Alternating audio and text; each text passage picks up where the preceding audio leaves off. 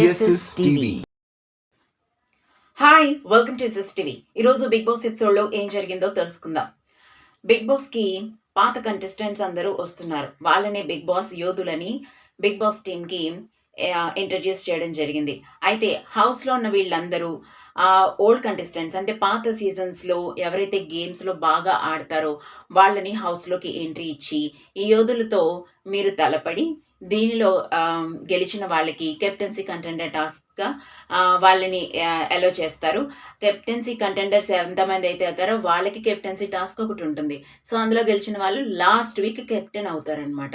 So ఇది process. అయితే వచ్చిన వాళ్ళందరికీ కూడా వాళ్ళు ఎందుకు కెప్టెన్ అవ్వాలనుకుంటున్నారు అనేది వీళ్ళు ఎక్స్ప్లెయిన్ చేస్తున్నారు. వాళ్ళకి నచ్చిన వాళ్ళని ఎంచుకొని వాళ్ళతో వాళ్ళు పోటీ పడి గెలిచినట్లయితే కెప్టెన్సీ కంటెండర్ టాస్క్కి వాళ్ళని అలో చేస్తున్నారు. అయితే కళ్యాణ్ దీన్ని గెలుచుకోవడం జరిగింది. ఇప్పుడు హౌస్లోకి ఈరోజు మొదటిగా ప్రేరణ ఎంట్రీ ఇచ్చింది.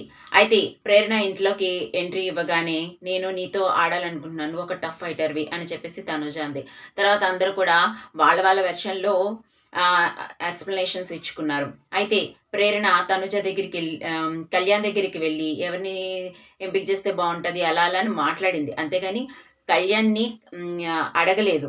యాక్చువల్లీ మనకు అక్కడ ఎలా అనిపిస్తుంది అంటే కళ్యాణ్ని అడిగి చేసినట్టు అనిపించింది. Actually Kalyan already captaincy contender అయిపోయాడు కాబట్టి కళ్యాణ్ చేయి పట్టుకుని నార్మల్గా తను అనుకుంది ఎవరిని తీసుకుందాం అని చెప్పి. కానీ ఈ యూట్యూబ్ వీడియోస్లో అందరూ కూడా కళ్యాణ్ని అడిగితే కళ్యాణ్ తనుజకి చెప్పినట్టు థంబ్నైల్స్ పెడుతున్నారు. మన ఛానల్ ఎప్పుడు తప్పుగా రివ్యూ ఇవ్వదు కాబట్టి అక్కడ ఏం జరిగింది అనేది నేను ఎక్స్ప్లెయిన్ చేస్తున్నాను. జస్ట్ ఆల్రెడీ తను కెప్టెన్సీ కంటెండర్ అయిపోయాడు. జస్ట్ క్యాజువల్గా తన దగ్గర నుంచొని తను అనుకుంది ఎవరికి ఇద్దాం అని పేర్లు అనుకుని తనుజకి ఇద్దామని చెప్పేసి అక్కడికి వెళ్ళి తనుజకి ఇచ్చింది. అయితే తనుజ చాలా టఫ్ ఫైట్ ఇచ్చింది, చక్కగా ఆడారు. కానీ లాస్ట్లో ఒక్క బాల్ వేసేటప్పుడు కొంచెం టైం డిఫరెన్స్లో ప్రేరణ గెలిచింది.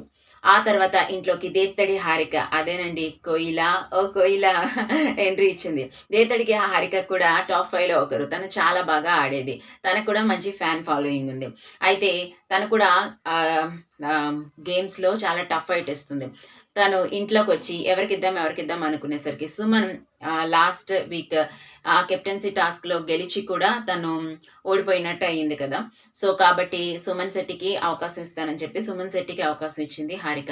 అంతేకాదు తను గేమ్ ఆడుతున్నప్పుడు ఒక 2 times తనకి లూప్ ఇచ్చింది, వదిలేసింది, గెలవడానికి ట్రై చేయమని తనకి అవకాశం ఇచ్చింది కూడా.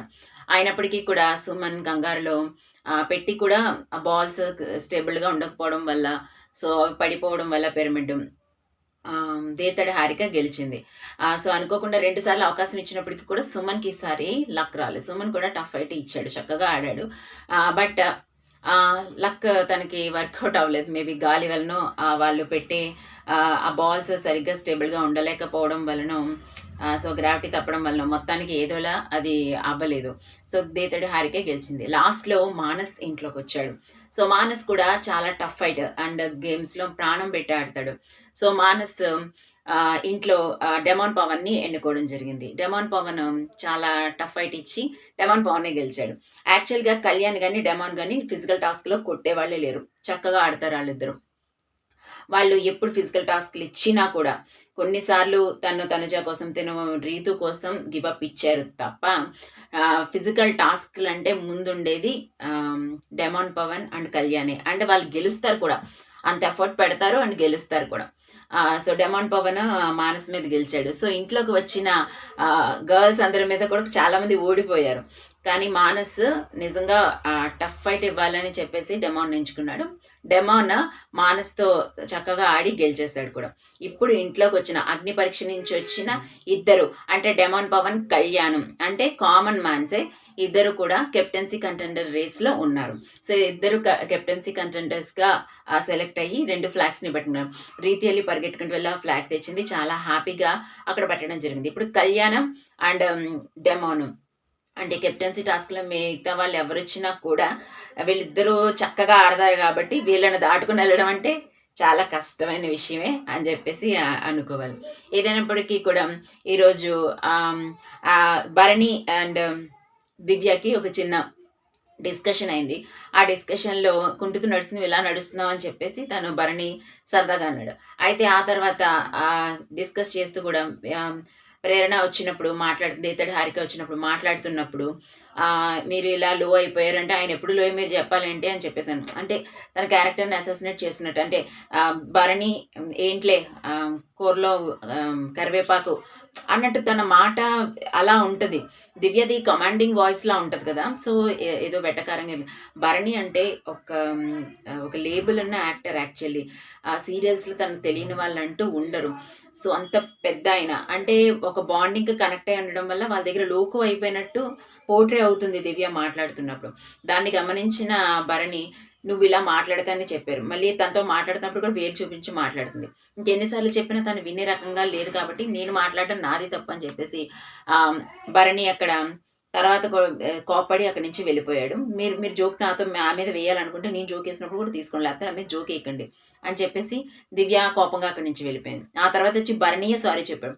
సారీ అని చెప్పేసి ఇట్లా అనేసరికి మీరంత యాక్ట్ చేయకుండా నార్మల్‌గా చెప్పండి అని చెప్పేసి దివ్య చాలా వ్యంగ్యంగా మాట్లాడింది. సో, నాకు నీతో తలపోటు ఎందుకు వదిలించేసుకుంటే పోతది అన్నట్టు నేను చెప్పాను. ఈ తలనొప్పి ఇంకా కొనసాగకూడదని నీ గురించి తెలుసు కాబట్టి, నువ్వు మళ్ళీ దీన్ని కంటిన్యూ చేస్తున్నావు అని చెప్పేసి భరణి అని, నేను సారీ చెప్పాలంటే సారీ అని ఇలా చెప్పాలా అని చెప్పాడు. భరణి కరెక్ట్‌గానే మాట్లాడాడు. భరణికి కొంచెం కొంచెం కోపం వస్తుంది. దాన్ని ఫుల్‌గా రివీల్ చేసుంటే బావుంటది. అండ్ ఇంక ఇలాంటివి పెట్టుకోకుండా ఉంటే బావుంటది అని అనుకున్నాం. దీంతో ఇక్కడికి అయిపోయింది అనుకున్నాం. కానీ తర్వాత మళ్ళీ నార్మల్‌గానే దివ్యతో మాట్లాడడం జరుగుతుంది. ఇదంతా చూస్తూ మనకు మామూలే గాని దీని గురించి డిస్కస్ చేయడం కూడా వేస్ట్ అనిపించింది. ఏదేమైనప్పటికీ కూడా కెప్టెన్సీ కంటెండర్స్‌గా డెమాన్ పవన్ అండ్ కళ్యాణ్ గెలిచారు. ఇంకా మిగతా ముగ్గురు ఎవరవుతారనేది మీరు గెస్ చేసి కామెంట్ రూపంలో తెలియజేయండి. మరిన్ని ఇంట్రెస్టింగ్ అప్డేట్స్ కోసం చూస్తూనే ఉండండి. Like, share, subscribe.